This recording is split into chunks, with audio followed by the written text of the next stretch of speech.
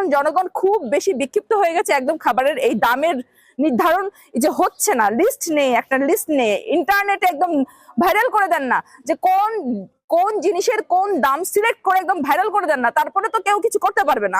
আমরা যে অনিয়মটা দেখতে পাচ্ছি তার আগে বলতে হয় যে ধারাবাহিকতা। 2024-এর যে আন্দোলনটা ঘটলো, এবার যে আন্দোলনটা হলো সেই আন্দোলনটা শুধু কোটা কেন্দ্রিক তা তো নয়, কোটার সাথে কিন্তু সংযুক্ত অনেক লোকজন ছিল তারা বুঝাতে পেরেছে যে গত যে সরকার ছিলেন, যে সরকারের যে ধারাবাহিক নিয়ম ছিল, যেভাবে চালাচ্ছিল দেশ, তাতে করে তারা প্রবলেম পাচ্ছিল, তারা ভিকটিম ছিল, তাই কিন্তু তারা মাঠে নেমেছে।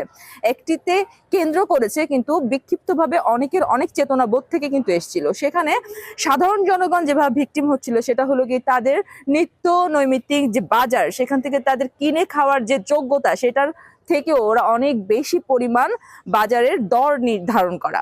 এই দরের জন্য কি হচ্ছিল, তারা নিত্য নৈমিত্তিক যে খাবারটা আমাদের দিন মজুররা, আমাদের মধ্যবিত্তরা, আমাদের নিম্ন শ্রেণীর যারা আছে তারা কিন্তু ঠিক মতো কিনে খেতে পারছিল না। এই খাবারের দরটা সিলেক্ট করা হয়েছে এমন ভাবে যারা অনেক বেশি আর্নিং করতে পারে তারাই খাবে, আর আমরা যারা আছি আমরা শুধু চেয়ে দেখবো। মানে যারা বলছি মধ্যবিত্ত এবং নিম্নবিত্ত তাদের কথা বলছি, যারা দিন মজুর, যারা শ্রমিক, তারা কিভাবে চলেছে। তারা হলো প্রতিদিন যদি আর্নিং করেছে 500 থেকে 700, তার ভিতরে খাওয়া দাওয়ার পিছনে তাদের 6 থেকে 700 টাকাই চলে যাচ্ছে। আর্ন করার পরে মজুদ করবে একটা জায়গায় গিয়ে এই টাকা, সেটা আর সুযোগ হচ্ছে না। তারা বেশিরভাগই খরচ করছে খাবার খাতে। সো তাদের যে ডাক্তার খরচ কোথায়, তাদের পারিবারিক অন্যান্য খরচ কোথায়, ওরা কিন্তু এটা মেনটেন করতে পারে নাই। সেখান থেকে দেখা যাচ্ছে গত সরকারের যেসব ভুল ত্রুটি ছিল, যেমন খাবার নিয়ে যেসব প্রবলেমগুলো হয়েছে, দ্রব্যের যে দাম নিয়ে যে প্রবলেমগুলো হয়েছে, নির্ধারণ হয়নি বলে আমরা কিন্তু বিভিন্ন রকম সমস্যায় ছিলাম, এখনো ধারাবাহিকভাবে সেই সমস্যাটা চলছে।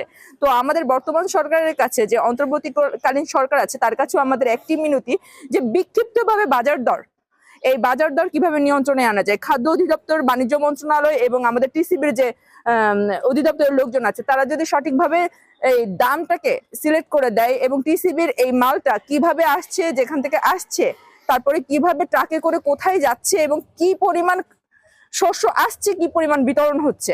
আমার মনে হচ্ছে যে আমরা দেখেছি আমাদের ভাইয়েরা, বৈষম্য বিরোধী ছাত্ররা অনেকেই চেষ্টা করেছিল বিভিন্ন জায়গায় ন্যায্য মূল্যে খাবার কিনে আবার সেটা সেল করার চেষ্টা করেছে, ওটাতেও দেখেছে বিক্ষুব্ধতা তৈরি হয়ে যাচ্ছে।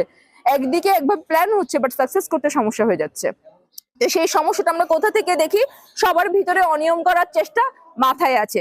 যেমন আমি এই খাবারটা আনছি প্রতিটা জনগণের জন্য, সেখানে জনগণ পাওয়ার আগে কিন্তু সেটা নিজেদের ভিতরে বাটোয়ারা হয়ে যাওয়া। এই জায়গায় যদি একটু নজর দেওয়া হয় তাহলে আমার মনে হয় সাধারণ মানুষজন ঠিক মতো তাদের সেবাটুকু পাবে। এটা তো সার্ভিস, টিসিবি তো সার্ভিস দিচ্ছে, সবাইকে খাবার দিচ্ছে, এটা নয়। দ্রব্যমূল্য নিয়ন্ত্রণের জন্য চেষ্টা করে যাচ্ছে, সেই চেষ্টার জায়গাতে কোথায় ঝামেলা আছে সেখানে একটু নজর দিলে আমরা দেখতে পাবো যে আমাদের কি রকম বিক্ষিপ্ততা। আমার একা করে বলে দিতে হবে না, জনগণের কাছে যেন ওরা বলে দিবে। একই পরিবার থেকে এমনও আছে, বিগত 24-এর কথা বলছি, 24-এর সে ধারাবাহিকতা যদি মেনটেন করে পেছন থেকে দেখে টিসিবির মাল আসতো, তখন তারা একটি পরিবার 5 থেকে 6টি কার্ডও নিয়েছে, টিসিবির খাবার নিয়েছে, জিনিসপাতি নিয়েছে, চাল ডাল এগুলো নিয়েছে। তো তাতে করে কি হচ্ছে, এক পরিবারে 3 পরিবারের খাবার চলে যাচ্ছে। তো সেগুলো আবার একটু লিস্টেড করা যে কারা পাচ্ছে কারা পাচ্ছে না।